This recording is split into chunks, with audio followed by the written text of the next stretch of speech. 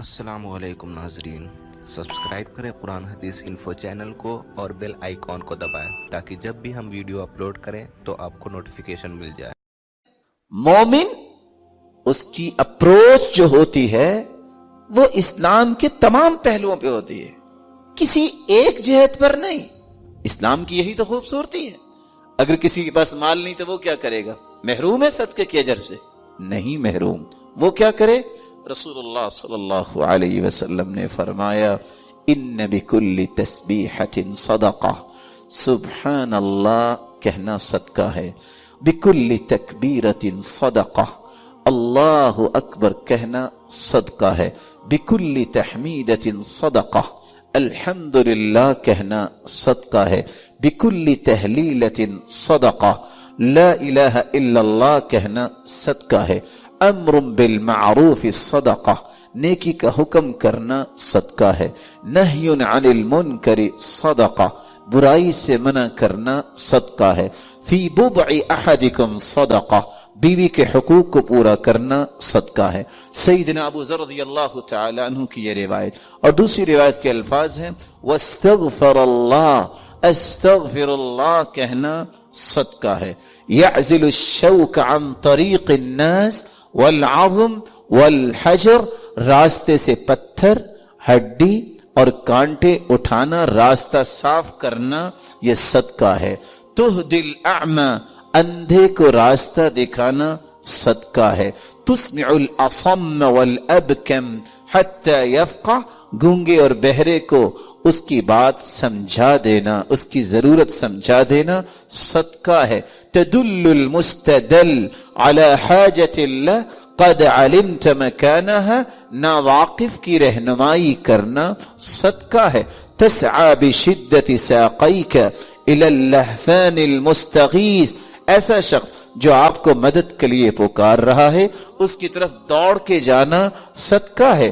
اور تیسری روایت کے الفاظ ہیں وَبَصَرُكَ لِلرَّجُلِ الرَّدِيءِ الْبَصَرِ لَكَ صَدَقَةٌ، جس شخص کی نظر کمزور ہے آپ اس کی رہنمائی کر دیتے ہیں، یہ صدقہ ہے۔ اور فرمایا فَالْكَلِمَةُ الطَّيِّبَةُ يَتَكَلَّمُ بِهَا الرَّجُلُ صَدَقَةٌ، اچھی بات کرنا صدقہ ہے۔ اور اگلی روایت میں آتا ہے عون الرجل اخاہ علی الشیء صدقہ، کسی بھائی کی کسی چیز میں مدد کرنا صدقہ ہے۔ والشربۃ من الماء یسقیها صدقہ، اور کسی کو پانی کا گھونٹ پلا دینا صدقہ ہے۔ اماطۃ الاذی عن الطریق صدقہ، راستے سے کسی قسم کی چیز جو کسی مسلمان کو تکلیف دے سکتی ہے اس کو ہٹا دینا صدقہ ہے۔ اور پانچویں اور چھٹی روایت کے الفاظ یہ ہیں رسول اللہ صلی اللہ علیہ وسلم نے فرمایا ما اطعمت زوجتك فهو لك صدقہ، جو تم اپنی بیوی کو کھلاتے ہو وہ بھی صدقہ ہے۔ وما اطعمت ولدك فهو لك صدقہ، جو اپنے بچوں کی پرورش پہ خرچ کرتے ہو وہ بھی صدقہ ہے۔ وما اطعمت خادمك فهو لك صدقہ، جو اپنے خادم کو تم دیتے ہو وہ بھی صدقہ ہے۔ وما اطعمت نفسك فهو لك صدقہ، اور جو اپنی جان پہ اس نظریے سے خرچ کرتے ہو طاقت ملے میں اللہ کی عبادت خوبصورت کروں اور دنیا کے لیے خیر خواہی کا پیغام دینے والا بنوں، تو یہ کھانا پینا بھی صدقہ ہے۔ اور ساتویں روایت کے الفاظ یہ بھی ہیں تبسمک فی وجہ اخیک لک صدقہ، کسی مسلمان کو مسکرا کر ملنا بھی صدقہ ہے۔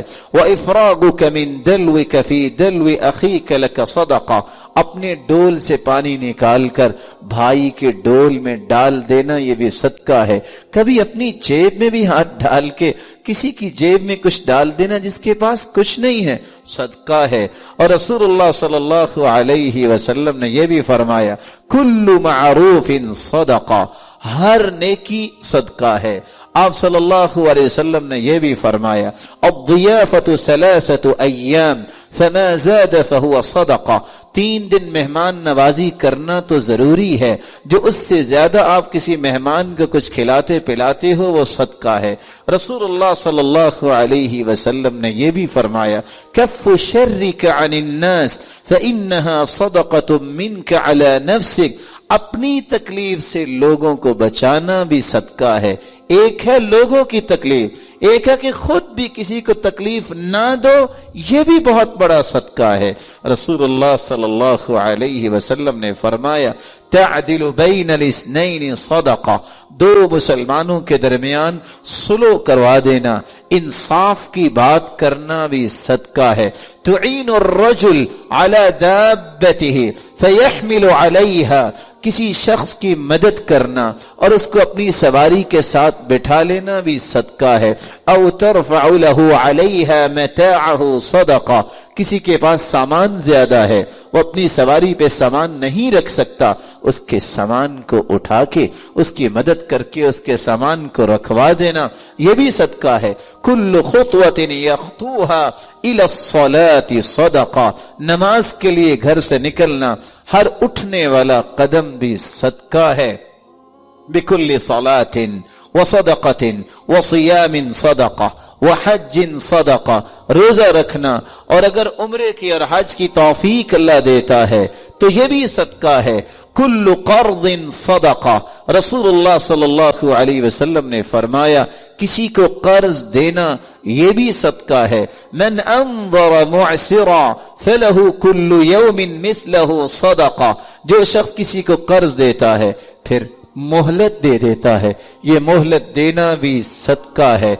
رسول اللہ صلی اللہ علیہ وسلم نے فرمایا ما من مسلم يزرع زرعا او يغرس غرسا فيأكل منه طير او انسان او بهيمة الا كانت له به صدقہ، تم میں سے کوئی اگر کاشتکاری کرتا ہے، باغبانی کرتا ہے، درخت لگاتا ہے، اس میں سے کوئی انسان کھا لے، کوئی جانور کھا لے، کوئی پرندہ کھا لے، آپ کو تو علم نہیں لیکن وہ بھی آپ کے نام اعمال میں بطور صدقہ لکھا جائے گا۔